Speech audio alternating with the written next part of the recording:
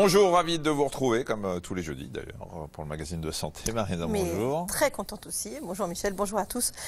Selon une étude réalisée par l'IFOP, près d'un tiers des Français ont déjà dû s'arrêter de travailler pour des douleurs ostéo-articulaires, ce qu'on appelle plus couramment les rhumatismes.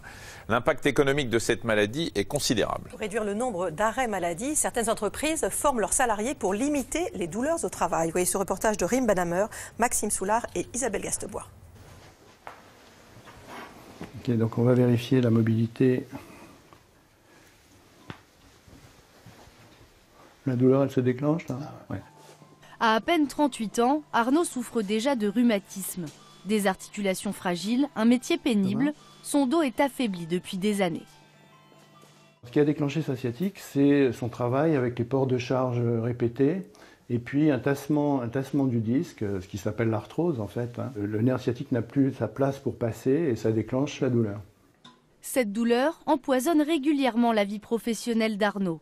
Il est cariste dans une grande surface.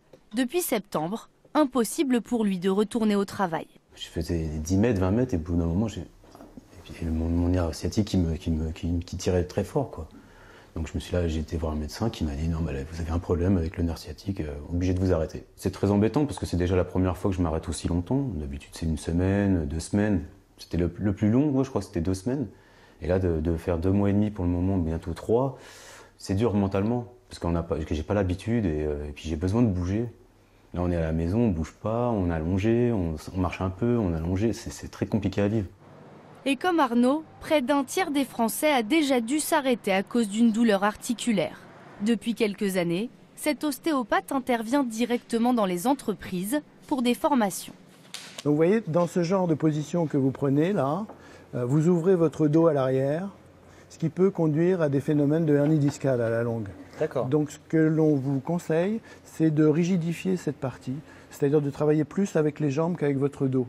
Donc je vais vous demander de vous mettre à genoux. Oui. Voilà. Et comme ça, vous travaillez dans de bonnes conditions. Il faut éviter de vous pencher en avant pour sécuriser votre bas de dos. D'accord. Mauvaise posture, charge lourde, ces mécaniciens sont directement touchés par ces pathologies. J'ai eu des douleurs de plus en plus fréquentes au niveau du dos, comme si ça me coupait les jambes. Mes douleurs viennent des mauvais positionnements, tout simplement. C'est tout. Enfin, qu'après on fait avec, jusqu'au moment où on ne pourra plus. Quand on ne pourra plus, on s'arrêtera. Tournant la jambe droite.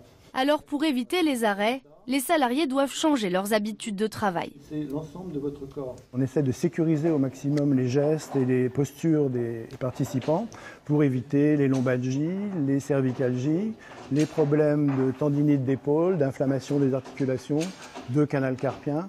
C'est tout ce travail qui va permettre de limiter les arrêts de travail et de conserver des salariés en bonne forme. Voilà, alors ça je vous déconseille ce mouvement parce que vous êtes en train de travailler avec une épaule beaucoup trop haute et à terme vous pouvez vous retrouver avec une pathologie, une périarthrite d'épaule ou une inflammation de l'épaule.